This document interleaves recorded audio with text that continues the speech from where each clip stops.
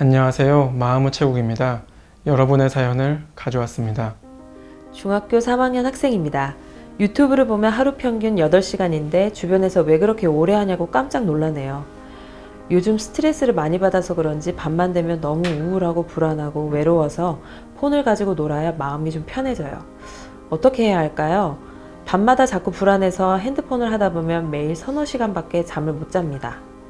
네, 일단은 이제 중독이라는 면에서 생각을 해보면은 예전에는 이제 중독이라고 하면은 고전적으로는 물질 중독을 중독이라고 했습니다. 흔히 이제 알코올, 담배, 한국엔 잘 없지만 대마 이런 뭔가 물질이 들어가서 이게 내성을 일으키고 갈망을 일으키고 의존을 일으키고 이런 부분들을 중독이라고 봤었는데 최근에는 이제 행위 중독에 대한 관심도 늘고 있습니다. 대표적으로 질환으로 인정되는 행위 중독은 도박 중독이 있을 수 있고 최근에 이제 이슈가 되고 있는 게임 중독은 아직까지 정식 진단은 아니지만 계속해서 관심을 갖게 되는 부분입니다.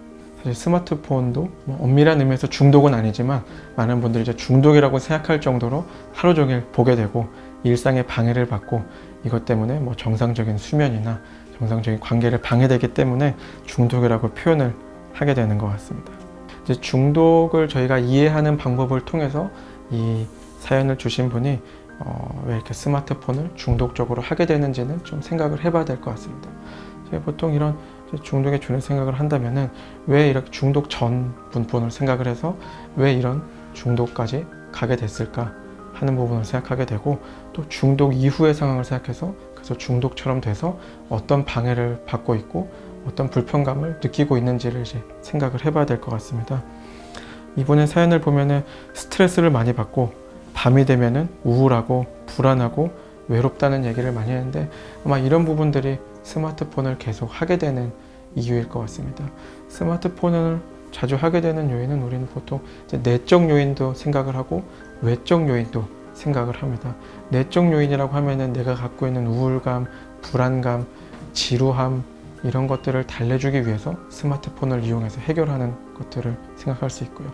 외적 요인이라고 하면은 이제 사회적인 관계, 요즘에는 다 채팅을 통해서 친구들하고 이야기를 하고 SNS를 통해서 나를 표현하고 상대의 반응을 확인하고 이렇기 때문에 이런 관계망을 형성하고 스마트폰을 안 하면 요즘에는 친구 관계가 어려울 정도로 만났을 때 사실 만나지 않았을 때 집에 있을 때 얼마나 연락을 하고 SNS를 통해서 표현을 하고 이런 외적 요인들도 중요한데 사실 실제 연구를 해보면은 스마트폰을 중독적으로 하는 분들은 내적 요인, 어떤 감정 조절에 대한 부분들이 좀 더 크게 영향을 미치고 있는 걸로 알고 있고 이분처럼 이제 우울감과 불안감, 외로움이 이런 내적 요인을 자극해서 스마트폰을 계속 보게 되고 스마트폰을 통해서 내 마음을 좀 달래기도 하고 어쩌면은 감정의 회피 수단으로 스마트폰을 또 볼 때에는 많은 분들이 우울감을 느끼거나 불안감을 느끼지 않는다고 또 표현을 하거든요. 왜냐면은 생각을 하지 않게 만들고 이렇게 그냥 유튜브나 어떤 SNS 기사, 단순 기사 사실 그냥 멍하게 웹서핑을 하면서 그냥 그 시간을 어떻게 보면 때운다. 불편감을 좀 느끼지 않고 여기서 좀 빠져나오는 느낌을 또 얻을 수 있기 때문에 스마트폰을 또 계속 하게 되는 경우가 있고 또 어쩌면은 불면증도 이런 걸 유발할 수 있을 것 같습니다. 왜냐면은 잠을 안 자고 가만히 잠은 안 오고 가만히 누워 있다 보면은 누구라도 다 생각밖에 할 게 없고 사실 이런 때 하는 생각은 이제 보통은 밀어놨던 우울한 생각, 불안한 생각, 걱정거리, 앞으로 있을 불안 이런 생각들을 계속 꼬리를 물고 하기 때문에 기분이 좋지 않고 불안해지고 그래서 또 옆에 손쉽게 찾을 수 있는 핸드폰을 열어서 이 생각에서 빠져나와서 또 핸드폰을 보다 보고 사실 또 핸드폰을 보다 보면은 밝은 빛이 계속 눈을 통해 들어가기 때문에 수면은 또 계속 방해를 받고 불면증은 좀 더 심해지고 잠을 자도 깊게 못 자고 다음날 아침 일어났을 때 깊게 못 자니까 또 별로 좋지 않은 기분으로 하루를 시작되게 되고 이런 게 이제 반복될 수 있을 것 같습니다. 사실 요즘에 불면증은 가장 흔히 유발하는 거는 저희도 이제 스마트폰을 많이 들고 있습니다. 이게 아무래도 우리는 빛이 들어가면은 수면과 관련된 이런 신경 전달 물질, 호르몬들이 안 나오게 되는데 스마트폰 같이 밝은 빛을 계속 보게 되고 또 계속 뭐 손을 움직이고 뭘 읽어보고 보고 이렇게 되면은 불면증을 유발할 수 있습니다. 누워서 하는 경우가 많은데 사실 누워서 뭔가를 하게 되는 시간이 자꾸 반복되면 이런 것도 불면증을 유발할 수 있고 뭐 수면 위생이라는 이제 불면을 해결하기 위한 좀 좋은 질의 수면을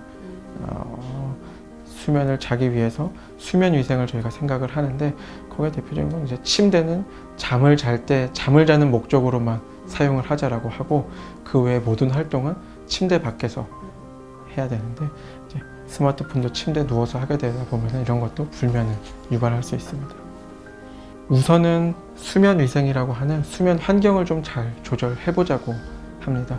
일단 수면에 방해되는 것들을 먼저 차단하는 게 필요하고 여기서도 이제 뭐 스마트폰을 차단을 해야 되고 뭐 침대에 누워서 자꾸 시간을 보내는 걸 줄이고 잠이 안 올 때는 뭐 차라리 밖에 나가서 소파나 책상에 앉아서 수면에 방해가 되지 않는 뭐 책을 좀 보거나 사실 책을 보면 많은 분들이 뭐 졸립다고 느끼는 분들이 많아서 책을 보고 잔잔한 음악을 틀고 요즘에는 뭐 아로마 향도 틀고 이렇게 좋은 수면에 방해되는 걸 차단하고 잘 잘 수 있는 환경이나 습관을 만드는 걸 우선적으로 하고 그럼에도 수면이 좋아지지 않고 너무 일상에 방해가 된다면 뭐 약물 치료를 하기도 합니다.